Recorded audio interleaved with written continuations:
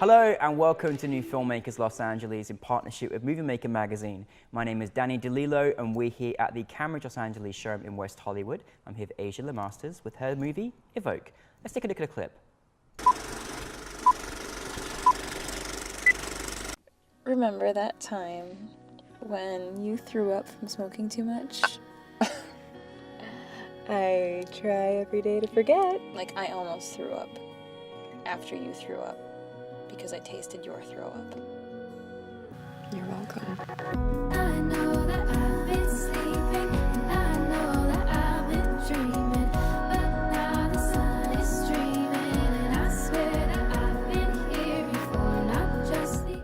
Asia, thank you so much for being here and thank you for your film Evoke. Thank you for having me. I'm really excited. Oh, well, we couldn't do it without you. For those that haven't seen it, tell us a brief synopsis of your film. It's essentially these two women that it opens up and you think that they're friends, they're just hanging out, catching up, they haven't seen each other in a really long time. As it goes into it a little bit more, you realize that they were a couple and then realize that they're no longer together, so it's kind of a evolution of what happened with their relationship a little bit and why they're no longer together. But it's told all through flashbacks, and it's just them hanging out in a car, and it keeps cutting back to different scenarios that they've been in and everything. It's so beautiful, so personal, and just such about this just wondrous story of love. And it, you know, you can't help but watch it and sort of like have a reflection of, you know, relationships or moments you've been in with people, and it just resonated no matter, you know, what relationship that you may have been in, but you just really feel their love that they had for each other at that moment in time. Where did the inspiration come for you in creating this story? I've always been really fascinated with love and relationships in general, and you know, in my personal life, and just like observing friends' relationships and this and that. And I wanted to kind of give more of a voice to women's stories and LGBT stories and everything, because they're underrepresented in film and TV in general. So I wanted to tell one of those stories, but then I also wanted it to be very personal to me. So I kind of I had the idea of two people sitting in the car chatting, and then kind of just evolved from there. And so I pulled a lot of my personal experiences into it, and so it's fiction, and it's based on true events, but all kind of exaggerated and put into a story. Into a story, yeah. I'm glad it's only slightly based on true events. But I think what was, again, like you say, it's you know women's driven stories like that, and also LGBT. It's great to shine a light on that and just kind of show a story about these people and love. And I love the fact that it just you know, stopped with these two characters in the car. You know, it wasn't we wasn't panning to somewhere else. We were just concentrating on this, just their memories and their storytelling. Now, of course, you kind of get in a sort of flashback of moments, you know, of things that they experienced. How was that kind of difficult to sort of do that and sort of connect that all together and sort of looking in the flashbacks and the present moment in the car and the things they've been through? Not necessarily difficult. It was more so difficult to me as the editor as well to kind of go in between and seeing what would be the best way that's not so jarring for the audience. So I think as far as difficulty goes, it's probably just from the editing, but I kind of wrote the story specifically with like the flashbacks and everything in mind, and that was how the story was going to be told. So I structured it from the beginning that way. And you kept us on, like, you know, when you kept us going, not knowing where you were taking us and what was going on. And you have to watch this film because there is a reveal, and it's just mind blowing because you fall in love with these characters, and then you know you take us on an unexpected journey, which is, you know, remarkable and wondrous. Now, speaking of your characters, your cast, like, just a great connection together. I mean, how does that come about working for you as a director to find that talent? I got so lucky. It was like pure luck out of this one, honestly, because we shot it, when we finally shot it, it was supposed to actually be shot 6 months before that. And a week before we were gonna shoot, my original actress ended up dropping out, and she was gonna play the character of Haley. And so we pushed the whole shoot because I didn't want to have to rush it and just like book someone or like you know, cast someone and then it not be what I want it to be, because if the actors weren't great, then it wasn't going to be a good movie. So the character of Emma, who's played by Katie Owsley, she was the original cast as well. So that was always going to be her role. Yeah. And so when we finally like figured out the other dates to shoot, I basically spent 2 weeks before that just like I was just going through dozens and dozens of headshots and different people and having people do self-tapes. And so I kind of also did a lot of the casting in that sense as well.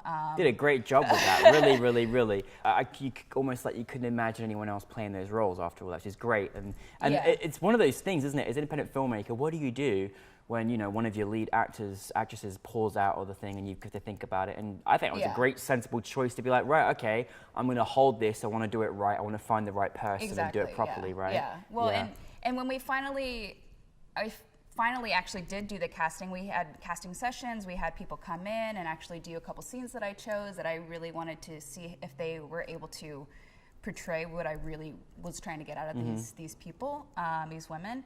And so I had chosen a couple, one of which was from the original casting, 6 months prior, and one girl who ended up playing Haley, Jessica Parsons. She sent me in a self-tape that she told me that she did on her phone really quick, and then 2 days later I saw it. I was like, hey, you should come and do these chemistry reads with Emma, with Katie to play Emma, and so she came and a couple other girls came, and I actually thought that I was going to go with someone else, and Jessica just came in and she's kind of quirky, and she came in with these like grandpa glasses on and everything and was just all frantic, and then she just immediately clicked with Katie, and it was just like they had just met, and it was just like as if they knew each other for so long. So it was wonderful. And so then told her that she got the part. 2 days later she was in for wardrobe fitting, and then less than a week later we were shooting. So basically, I love that. Isn't that great? Yeah. I love that you use a term that I love it when I don't know, I just always love when I hear it, a chemistry read. But for the concept of what that actually is, it's like, it's quite fascinating, isn't it? Because you bring someone in and you're hoping that person is going to find that chemistry with that other person. What's that like then? Because this is your piece you've written, you're directing this, and also, you're going to go through this process and you hope that they're obviously you want your actors to deliver. What is it like when, like she came into the room and you're like, that's it. Like, that's just, it's a real great feeling, isn't it, as a director to have to feel that way. Yeah. It was, and it was more so because she just already in herself just had a lot of character and kind of put that across, and she has a little bit of a harder look too, and so it was very, very opposite what Katie is, and that was exactly what I was looking for, because everything within the story, it's like as if they're two like completely different people that are perfectly matched though. And then also on top of that, a lot of myself is in the character of Haley.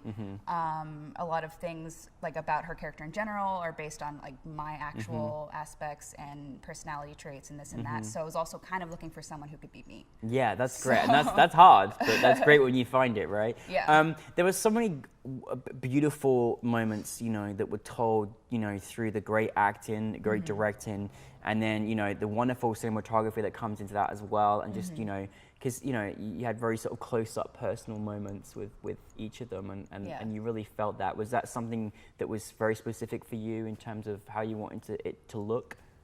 Yeah, it was more so like the cinematography is almost a character in itself. Yeah. And it was very, very intimate, and that's why there's a lot of very long takes where I didn't cut, or I cut because I literally had to because something went wrong or whatever. But I tried to do pretty long takes as much as I could. Yeah. And then so that's why the camera, you see it kind of flowing in and out, like closer up and like coming in and out. And we also chose to do such close-ups and everything because we wanted the audience to be specifically focused on stuff because we're making them focus on it. Yeah, but I love that you did that because sometimes we pan so quickly into it and we leave moments before we want to leave it. And I love that you kind of left us in that moment, whether that emotion or that character or something we're supposed to focus on. And that was really, it was almost like we were working our way through this process and not knowing where you're going to lead because you just left us in these amazing moments. Yeah. Was there any challenges or was it all just easy? None of it was easy at all. What was easy was just Katie and Jessica being themselves with each other, and so that was what was easy. But yeah, there were very many challenges. I mean, just from the get-go of having to completely restructure the whole shoot and finding the perfect cast and everything. It was difficult in your car, that you said as well. They were doing the car scene at nighttime as well. We had a few challenges. Yeah, well, so the entire day was structured incorrectly, and then we ended up having to go late because we were waiting for the sunset to happen at the rooftop, because we shot it in 2 days, and then we had 4 locations, and so we had to do company moves each day as well, and then so we were moving after sunset from the rooftop and getting to the street where we were shooting the car stuff, and it was just, everything was kind of like not really going wrong, but it was a lot against us, like even down to like not having a bathroom at the location. Yeah, right. So, yeah. And it was more so challenging, I think, for me as a director, was because we had so little time. We were very pressed for time, but it was the most emotional scenes for Jessica. Yeah. And I didn't want to rush her and be like, all right, cool, so cry now. Yeah.